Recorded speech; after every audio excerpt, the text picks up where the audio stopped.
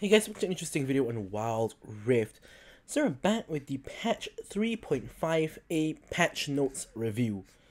Alright, so without further ado, let's just get straight into it. So basically, what they're saying is One for All is going to be only until 14th of December. So if you guys have not played that yet or you guys want to enjoy it, you only have until 14th December to do so.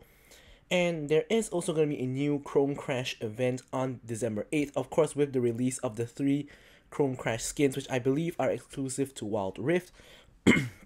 So now let's get into the meat of the patch, which is going to be the champion changes.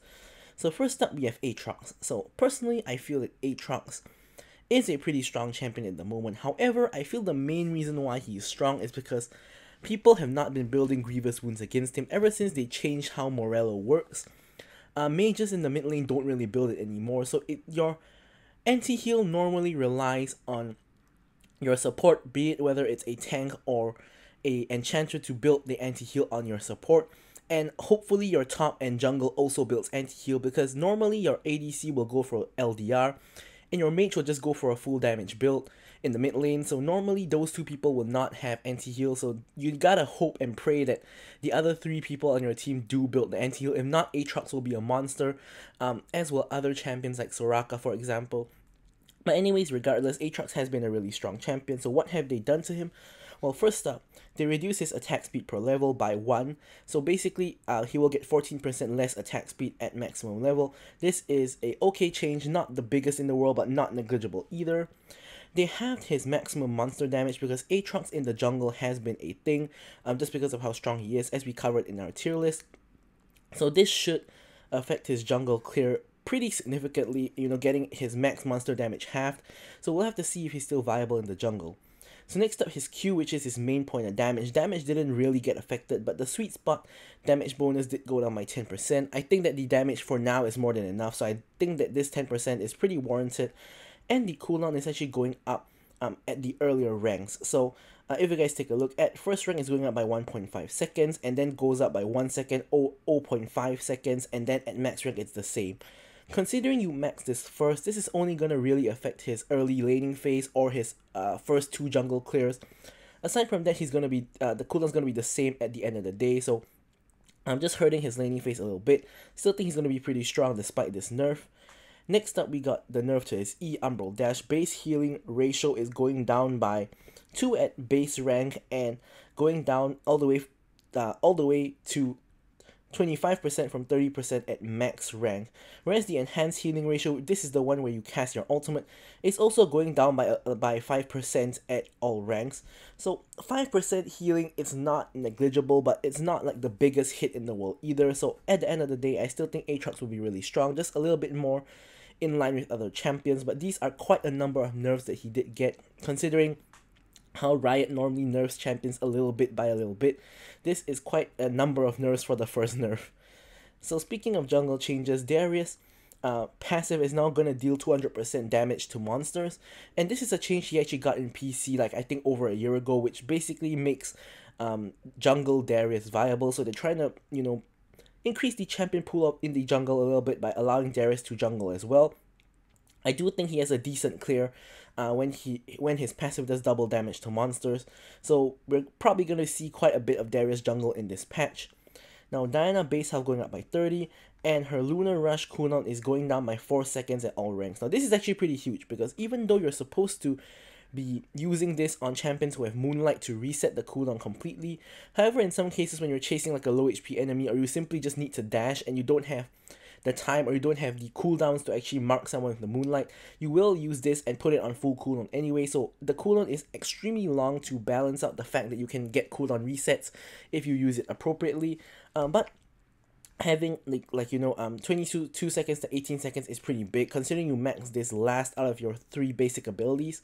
So this is a pretty huge change for Diana in my opinion, and should help Diana players quite a bit.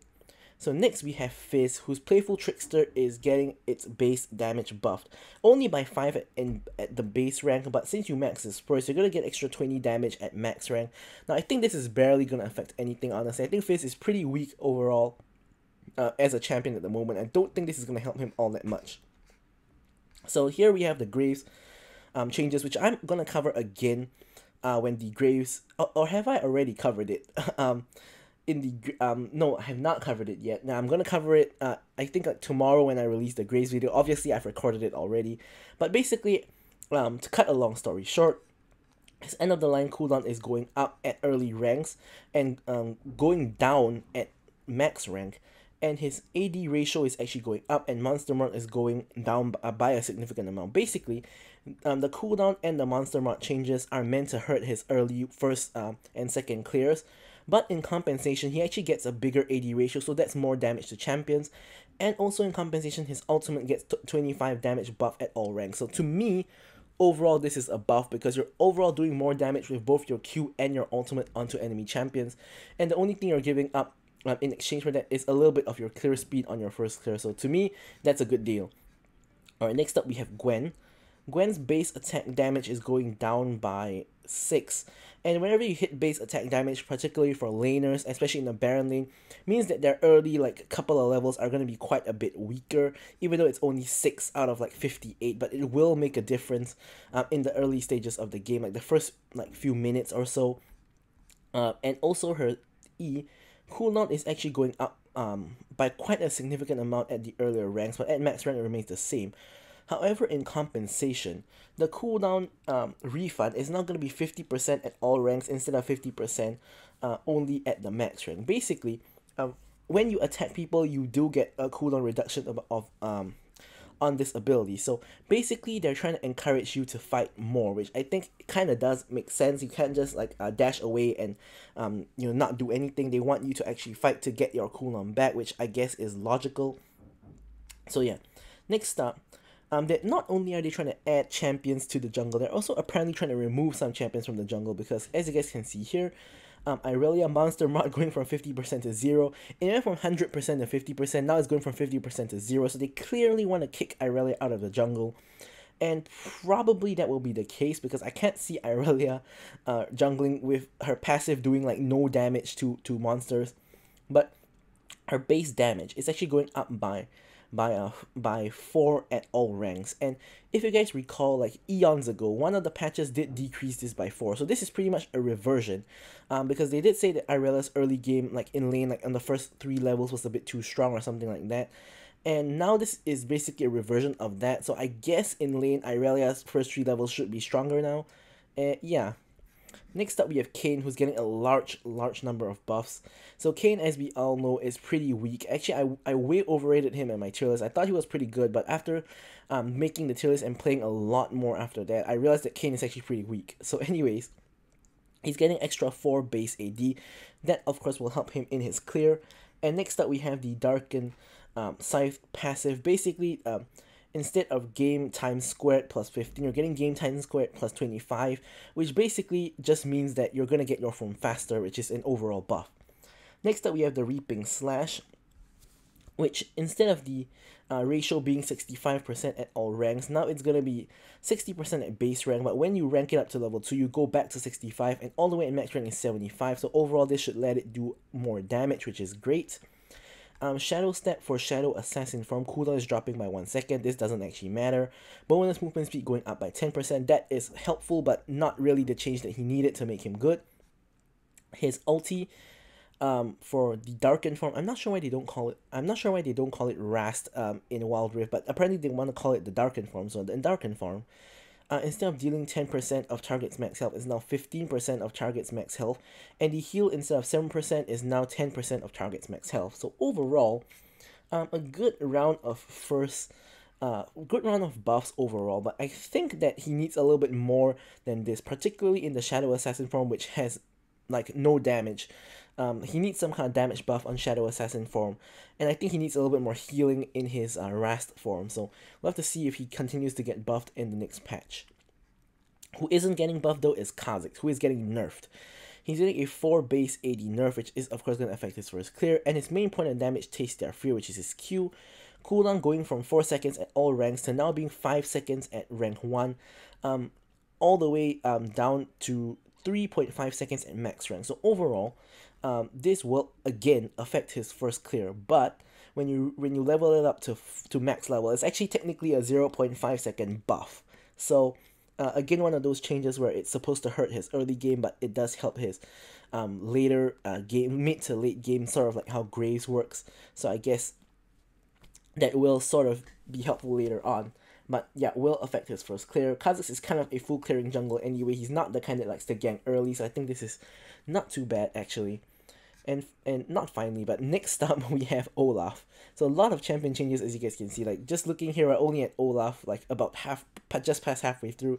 A ton of changes. So Undertow, his Q is getting a 10 damage nerf at all ranks. However, he will inflict 20% armor reduction for 4 seconds on enemy champions. And this is a huge buff, because 20% armor reduction is like 2/3 of a Last Whisper, I think. If I'm not wrong, Last Whisper gives up to 30% armor reduction. So 20% armor reduction is like a 2/3 of a Last Whisper for free. And just giving up 10 damage for that, I'll take that any day of the week. However, his Reckless Swing is not only going to deal 50% damage to monsters. So combined with the last round of nerfs in like patch 3.5, looks like they're trying to kick Olaf out of the jungle. So they're trying to kick Olaf out of the jungle. They're trying to kick Irelia out of the jungle. But they're trying to add Darius into the jungle, and they're also trying to add Shen. We'll cover Shen a little bit later on, but looks like they're trying to shuffle around the jungle champion pool, interestingly enough. And this 20% armor reduction on champions is going to help him a lot more in laning as well, because obviously you can hurl your axe at someone, they're going to take more damage from you, and then you can just all in them. Whereas in the jungle, this is only going to help that much.